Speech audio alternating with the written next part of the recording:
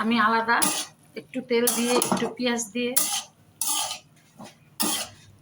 এগুলো একটু সিদ্ধ করে নিচ্ছি বা ভাজা ভাজা করে নিচ্ছি। এগুলো এখনো সিদ্ধ হয়নি।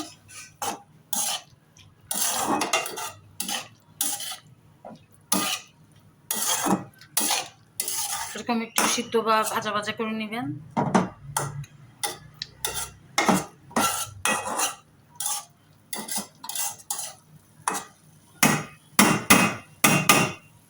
একটু ভাপের মতো হয়েছে, খুব বেশি হয় নাই।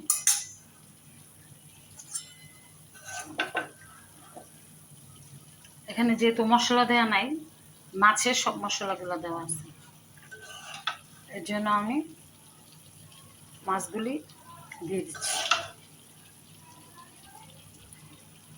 উপর দিয়ে দিচ্ছি।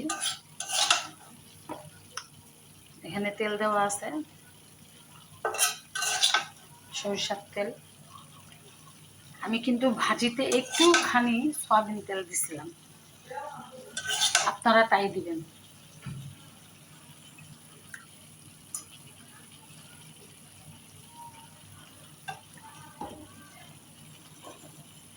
অল্প একটু সয়াবিন তেল দিবেন বা আপনি একটু সরিষার তেলও দিতে পারেন।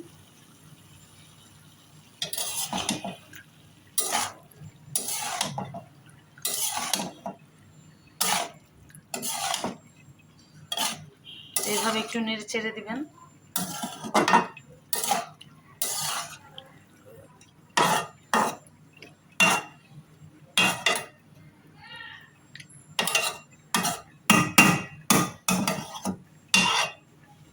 নেড়ে ছেড়ে দিলাম।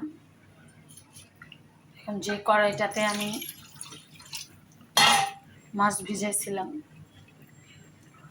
যেটাকে মেরিনেট বলে, সেটা থেকে একটু পানি দিয়ে দিলাম।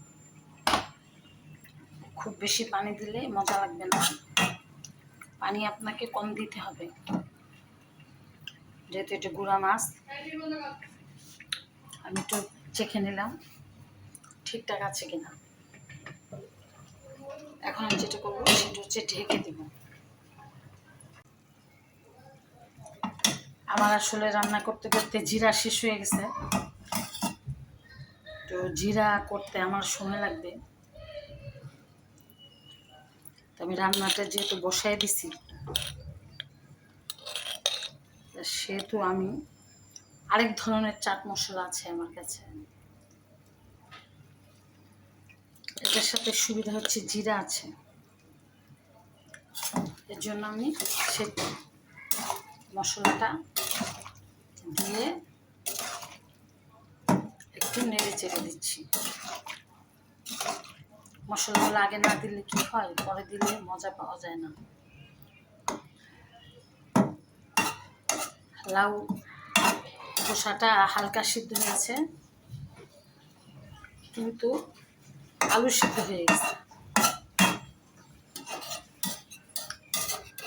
যারা এখনো লাইক কমেন্টস করেন নাই, আমার চ্যানেলটা অবশ্যই লাইক কমেন্টস করবেন, শেয়ার দিবেন। একবার হলেও রান্না করে খেয়ে দেখবেন, আপনাদের ভালো লাগলেও লাগতে পারে। শেয়ার করবেন, লাইক কমেন্টস করবেন। সবাই খুব ভালো থাকবেন। আসসালামু আলাইকুম ওয়া রাহমাতুল্লাহ। আজকে রান্না মলা মাছ, আলু, সরিষার তেল আর লাউ খোসা।